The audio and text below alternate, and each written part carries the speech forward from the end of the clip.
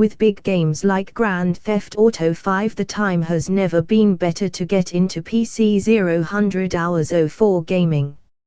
At $800 you've got a system that's perfect for pushing games at 1080p, which is 0 hours 09. Why the Neutron 2.0 is a great way to jump into building a gaming PC.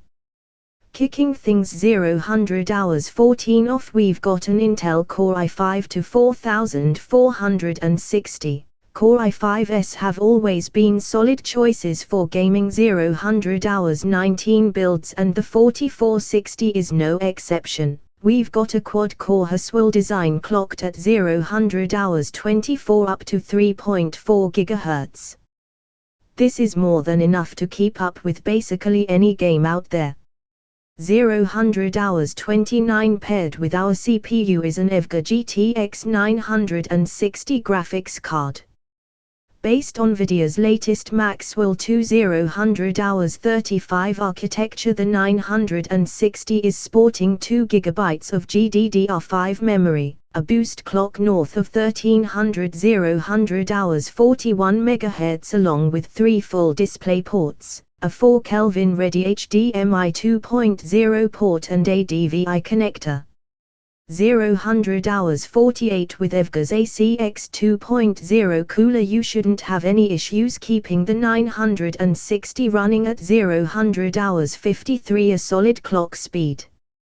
Tying things together is the Asus B85 MGR 2.0 motherboard.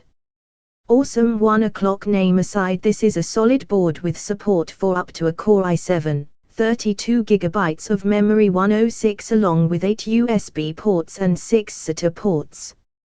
For memory we've got 8 GB of 110 Crucial Ballistics Sport memory. With 2 DIMMs running in dual channel mode at 1600 MHz 116, this is plenty of RAM for today while still leaving 2 more slots open for future upgrades.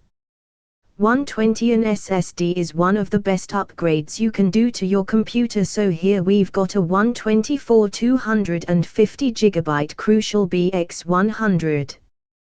This might be one of the most affordable SSDs out there, 129, but don't be fooled. This is about as fast as a SATA drive gets while still giving you 133 250 gigs of storage.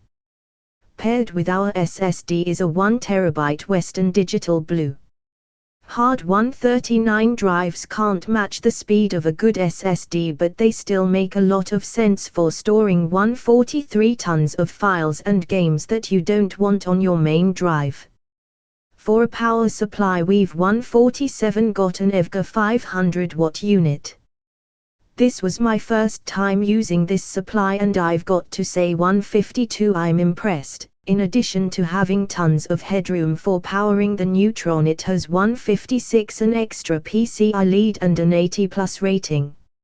Wrapping the build together is the brand new Corsair 202-100R case.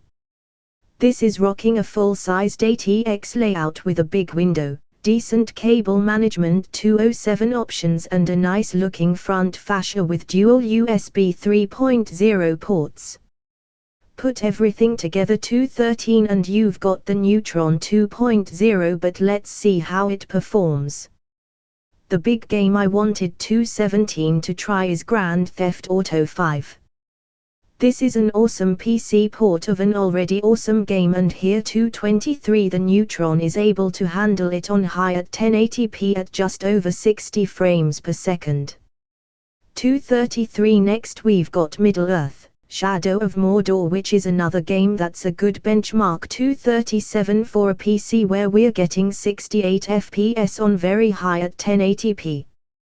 246 one of my favorite stealth shooters, Metro, Last Light Redux, is also nicely handled by 250 the Neutron with just over 55 frames per second on very high settings. 3 o'clock with a quad-core processor, GTX 960, potent SSD and hard drive combo all inside Corsair's 306 solid new 100R. The Neutron 2.0 is a great fit for 1080p gaming. As always, I'll have 311 all the links you need in the description of this video. Anyway, thank you so much for 315 watching, and I will catch you in the next one.